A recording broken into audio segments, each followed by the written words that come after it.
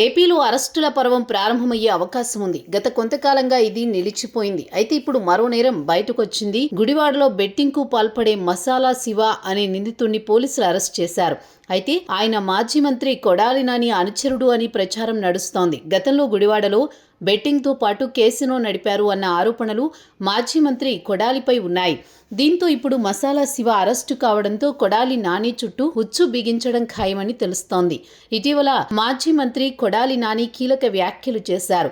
అరెస్టులకు భయపడేది లేదని తేల్చేశారు. మహా అంటే ఒక 100 రోజులు జైలులో పెట్టగలరు, అంతకు మించి ఏం చేయగలరు అంటూ చాలా తేలిగ్గా మాట్లాడారు. తద్వారా తన అరెస్టు తప్పదని ఆయనే సంకేతాలు పంపారు. ఇప్పుడు నిజంగానే ఆయన అరెస్టు ఉంటుందన్న ప్రచారం మొదలైంది. ఏపీలో అత్యంత వివాదాస్పద నేతగా కొడాలిపై ఒక ముద్ర ఉంది. అందుకు తగ్గట్టుగానే ఆయన నిత్యం వివాదాస్పద వ్యాఖ్యలు చేసేవారు. ముఖ్యంగా చంద్రబాబు, లోకేష్ పై ఆయన చేసే వ్యాఖ్యలు సామాన్యులకు సైతం ఆగ్రహానికి తెచ్చి పెట్టేవి. వైఎస్ఆర్ కాంగ్రెస్ పార్టీపై బూతుల ముద్ర రావడానికి కూడా నాని ఒక కారణం. కూటమి అధికారంలోకి వచ్చిన వెంటనే కొడాలి నాని అరెస్టు ఉంటుందని అందరి అంచనా. కానీ 2 ఏళ్లవుతున్నా కొడాలి నాని అరెస్టు జరగలేదు.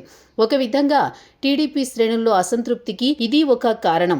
అయితే ఇప్పుడు బెట్టింగ్ ముఠా ఇచ్చిన సమాచారంతో కొడాలిపై పాత కేసులను తిరగదోడే అవకాశం ఉంది. మంత్రి లోకేష్ ప్రతిపక్షంలో ఉన్నప్పుడు రెడ్ బుక్ రాస్తున్నట్లు చెప్పుకొచ్చారు. ఇప్పట్లో కొడాలి నానికి నేరుగా హెచ్చరికలు పంపారు కూడా. కూటమి అధికారంలోకి వచ్చిన తర్వాత నాని అరెస్టు ఉంటుందని అంతా ప్రచారం నడిచింది. కానీ ఇంతలోనే ఆయన అనారోగ్యానికి గురయ్యారు. గుండెపోటుతో ఆసుపత్రిలో చేరారు.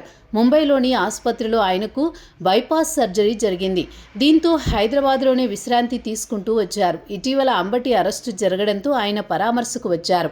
తన పాత ధోరణితో మాట్లాడుతూనే జాగ్రత్త పడ్డారు కొడాలి. మళ్లీ జగన్ రెడ్డిని ముఖ్యమంత్రిని చేసే వరకు తాను విశ్రమించనని స్పష్టం చేశారు.